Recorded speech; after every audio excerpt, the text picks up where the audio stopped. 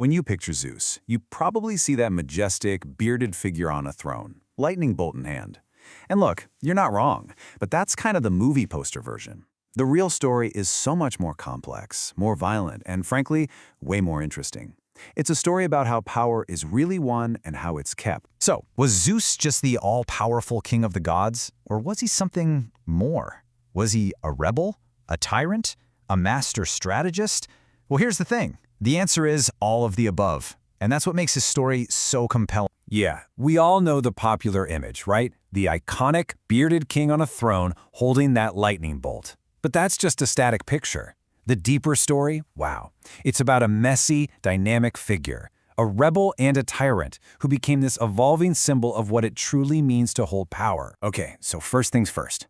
We have to understand that Zeus wasn't just born a king. His reign wasn't peacefully inherited. No, it was seized.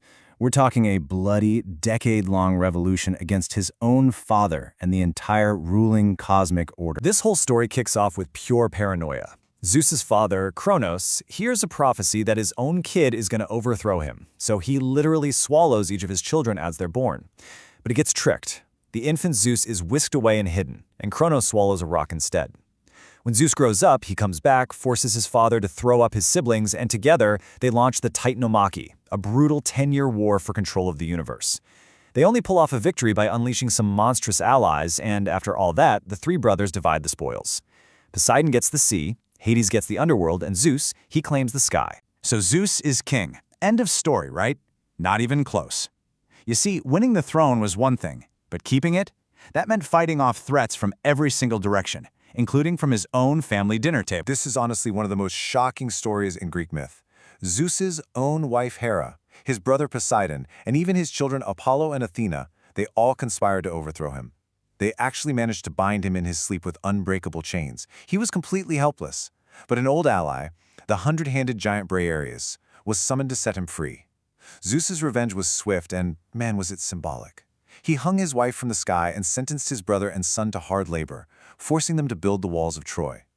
It was a terrifying message to anyone else who might forget who was in charge. Now, threats didn't just come from other gods. They also came from mortals who forgot their place. For the ancient Greeks, the ultimate crime was hubris, that excessive pride or defiance of the gods. And as king, Zeus was the chief enforcer of justice against it. Just take the gruesome story of King Lycaon. To test if Zeus was really a god, Lycaon and his sons did something truly horrific. They butchered a child and served the flesh to Zeus, who was visiting disguised as a traveler. Enraged by this, Zeus overturned the table, struck the palace with lightning, and transformed Lycaon and his sons into wolves. The message was crystal clear. You test the king of the gods, and the punishment will be absolute. Okay, now for the topic Zeus is probably most famous for, his countless affairs. But as we dig in, a question starts to bubble up. Was this just the story of a philandering king, or was there actually a deeper political strategy at play here? Let's just take a moment to appreciate the sheer scale of his activities. The ancient sources list over 80 known children fathered by Zeus. And that's with a huge variety of goddesses, nymphs, and mortal women. This wasn't just a hobby. This was basically a project. He started by cementing his divine dynasty. From his own head sprang Athena, the goddess of wisdom, already fully armed. I mean, how wild is that? With another goddess, he fathered the influential twins Apollo and Artemis. He sired Hermes, the swift messenger of the gods. And in a really bizarre myth, he rescued the unborn Dionysus from his mother's womb and stitched the baby into his own thigh, becoming both his father and his mother. But he didn't stop with the gods. Oh no, he also populated the mortal world with his direct descendants, shaping its entire destiny. His son Heracles would become the greatest hero of all time. Another son, Perseus, would slay Medusa and found a dynasty. The legendary King Minos of Crete was his, and so was Helen, the woman whose beauty would launch the Trojan War. He wasn't just having affairs, he was literally writing himself into the bloodline of humanity. So here's the crucial point. The myths of Zeus's affairs weren't just ancient gossip columns. They were a symbolic map of power. By fathering the most important gods, heroes, and royal families, Zeus was placing himself at the very center of the cosmic and social order. He wasn't just the king, he was the ancestor. But the image of Zeus wasn't static. Over the centuries, as political realities on the ground changed, so did the way storytellers depicted the king of the gods. He became a mirror for humanity's own evolving ideas about what power looks like. You can see this evolution so clearly by comparing two eras. In the early Greek epics of Homer, Zeus is kind of like the chairman of a divine board. He's the most powerful, yes, but he has to negotiate. He gets argued with. He can be swayed by gods like Hera and Athena.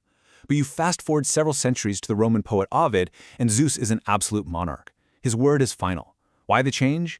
Because Ovid was writing under the Roman Emperor Augustus, and his Zeus was a mirror of that new imperial model of absolute power. So, we've seen Zeus as a rebel, a paranoid ruler, a strategic patriarch, and a symbol that changed with the times. But why does this ancient, deeply flawed god still hold such a powerful grip on our imagination? It's because he's the ultimate archetype of power itself, with all its contradictions. He represents divine order and justice, yet his personal life is total chaos. He's the protector of guests, but he can be a terrifying tyrant. And ultimately, his very human passions, his ambition, his rage, his lust, make this all-powerful god shockingly relatable. He is a timeless symbol of the messy, difficult, and contradictory struggle to both gain and maintain authority. For nearly 3,000 years, this ancient, flawed, and often terrifying ruler has been at the center of Western storytelling. So, it's worth asking, what does our endless fascination with him, in all his complexity, really say about our own relationship with power?